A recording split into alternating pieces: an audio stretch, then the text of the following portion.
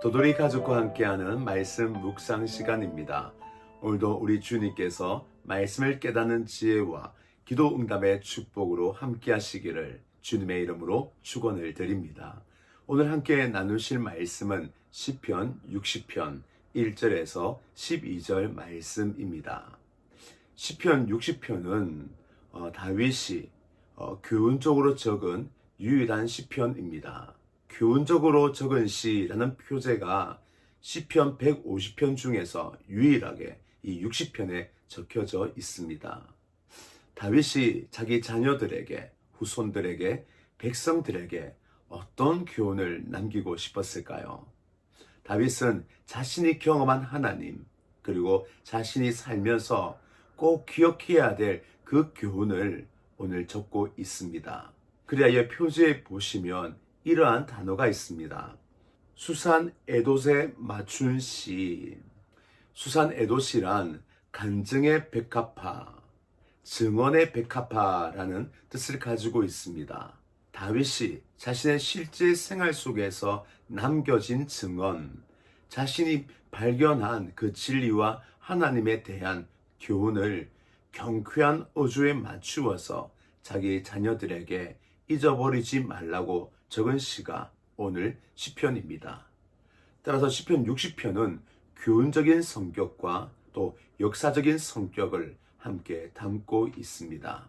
근데 어떤 배경일까 좀 더 구체적으로 보면 그 표제에 아주 명확하게 나와 있습니다. 한번 보시면 요압이 돌아와 에돔을 소금 골짜기에서 쳐서 12,000명을 죽인 때에, 다윗이 큰 대승을 이룬 그때에 바로 오늘 이 시편을 적었다라고 얘기하고 있습니다. 이때가 언제냐면 그 배경이 사무엘하 8장과 역대상 18장을 보시면 나와 있습니다. 다윗은 사울이 죽고 난 이후 이제 통일 왕국을 이룹니다. 그리고 하나님이 주신 그 은혜로 인하여서 주변 국가를 자신의 종속 국가로 삼게 됩니다. 모압, 암몬, 소바, 에돔, 아람, 요람, 모든 그 주변의 국가들을 종속 국가로 만들어 버립니다. 이스라엘의 새로운 전성시대가 열렸고 이스라엘의 나라가 하나님의 나라로 우뚝 선 축복의 나라가 되었음을 보여주고 있습니다. 이러한 승리의 배경을 가지고 있는 시편이라면 경쾌하고 발랄하고 아주 기쁜 그런 어조의 시가 되어야 되지 않겠습니까? 그런데 막상 시편 60편을 보면 전혀 그렇지 않습니다. 승리의 기쁨과 중복의 영광을 노래하는 것이 아니라 오히려 패배로 인한 낙담, 슬픔, 애환이 깃들어 있음을 볼 수 있습니다. 1절에 이렇게 시작됩니다. 하나님, 주님께서 우리를 내버리시고 흩으시고 우리에게 노하셨으나 이제는 우리를 회복시켜 주십시오. 주님의 오른손을 내미셔서 주님께서 사랑하시는 사람을 구원하여 주십시오. 우리에게 응답하여 주십시오. 오늘 다윗은 아주 애절하게 승리가 아닌 패배 속에서 외치고 있는 것을 볼 수 있습니다. 따라서 오늘 다윗이 우리에게 교훈하고자 하는 것은 하나님을 믿으면 승리한다 라는 단순한 지식이 아닙니다. 자신의 애환이 쓰려 있고 또한 진정한 승리를 하기 위하여 어떻게 해야 될지를 우리에게 말해주고 있는 시편입니다. 역사를 보면 다윗이 여러 종속 국가를 쉽게 정복한 것은 절대 아닙니다. 오늘 본문의 배경이 되는 역사를 보면 지금 다윗은 북쪽의 암몬과 아람과 2년 동안 치열하게 싸우고 있습니다. 그런데 오늘 승리가 있기 전 이 아람과 싸웠는데 큰 패배를 당하였습니다. 그리하여 패전의 기운이 돌고 낙심하고 좌절되었죠. 이때였습니다. 남쪽에서는 에돔이란 나라가 쳐들어왔다라는 겁니다. 북쪽에서도 전쟁에 패배했는데 이제는 군사를 둘로 나누어 남쪽으로 보내야 할 형편입니다. 그뿐만 아닙니다. 지금 서쪽에서는 블레셋이 움직이고 있는 것이 보이고 그리고 동쪽에서는 모압이 또다시 전쟁을 일으키려고 준비하고 있는 소식이 들립니다. 설상가상으로 지금 에돔이 남쪽에서 침략하여 왔기에 이것은 가만둘 수 없어 아합을 그곳으로 보냅니다. 패배한 군사이기에 마음도 지치고 몸도 지친 가운데에 남쪽으로 이동하고 있는 것입니다. 다윗의 마음이 얼마나 초조하고 불안하였겠습니까? 잘못했다간 에돔에게도 당하고 북쪽 모압과 암몬에게도 당하고 블레셋에게 또 아람에게도 당할 수 있는 위기에 처해 있는 것입니다. 그런데 오늘 표지에 있는 것처럼 어떻게 이러한 놀라운 승리가 다윗에게 주어졌을까요? 사실 패배한 군사 반쪽아리를 가지고 에돔과 싸워서 이겼다. 이것은 어찌 보면 불가능한 일입니다.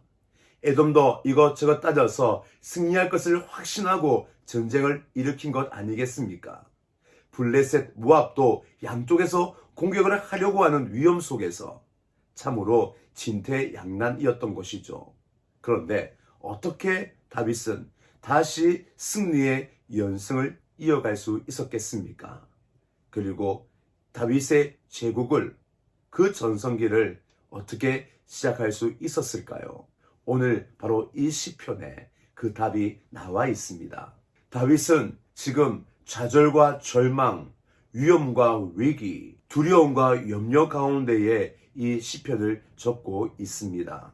그리고 이 시편은 바로 간절한 기도로 이루어지고 있음을 우리는 오늘 볼 수 있는 것이죠. 처절한 다윗의 기도가 시편 60편이며 앞으로 주어질 그 승리의 시작이 된 것입니다. 그러면 오늘 다윗은 어떻게 기도를 시작합니까? 가장 먼저 그에게는 하나님 앞에 회개하는 마음이 있었습니다. 지금 일어나는 일들이 자신의 잘못으로 인하여 이루어졌음을 깊이 깨달은 것이죠.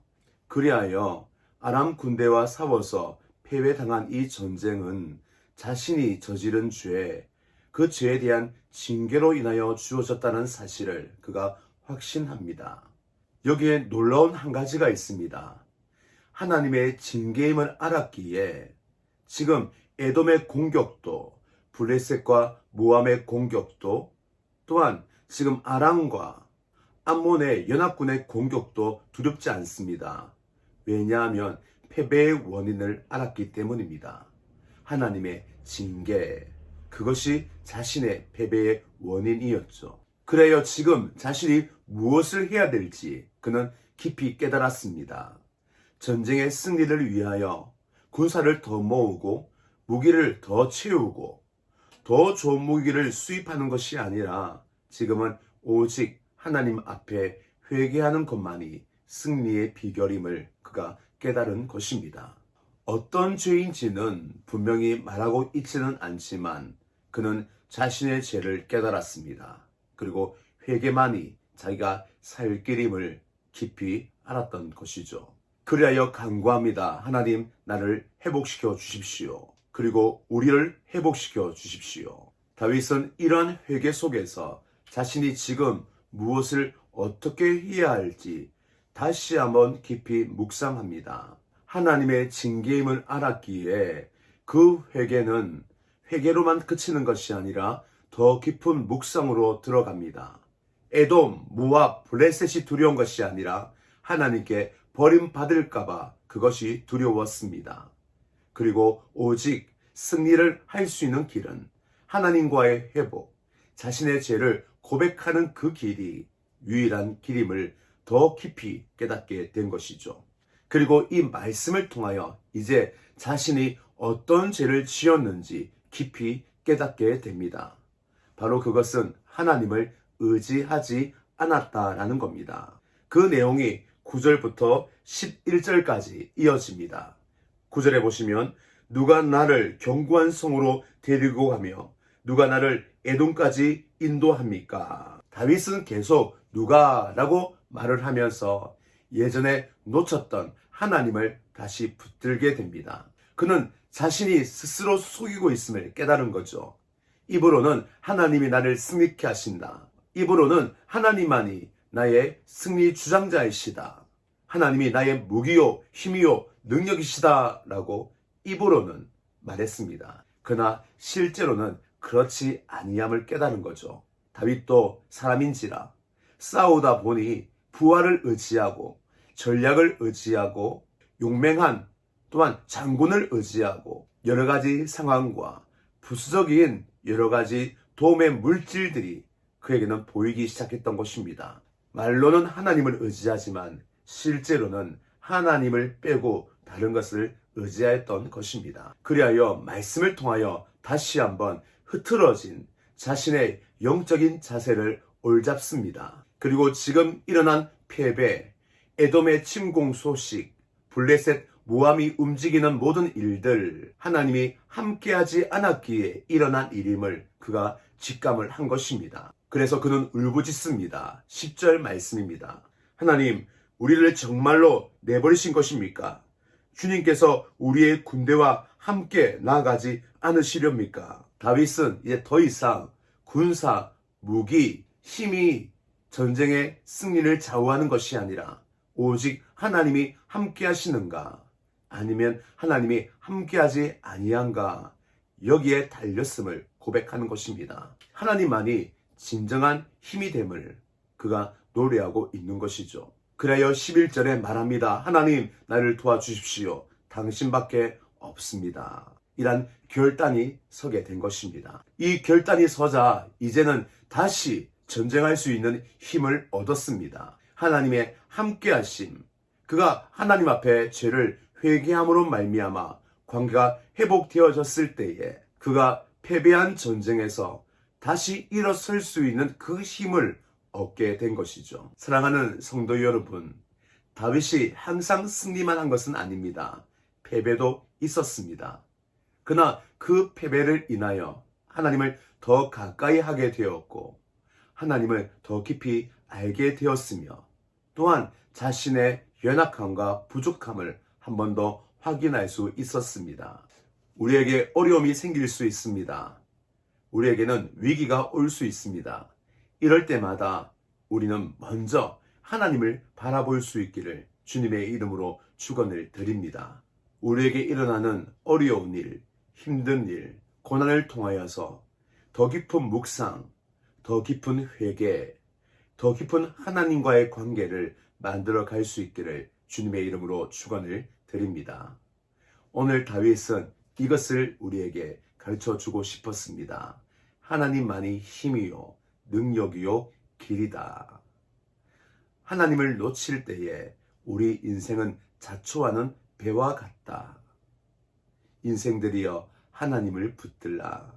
하나님만이 나의 구원이었다. 오늘 이 다윗의 교훈을 내 삶의 지표로 삼아서 승리하신 하나님을 내 인생의 깃발로 삼아갈 수 있기를 주님의 이름으로 축원을 드립니다.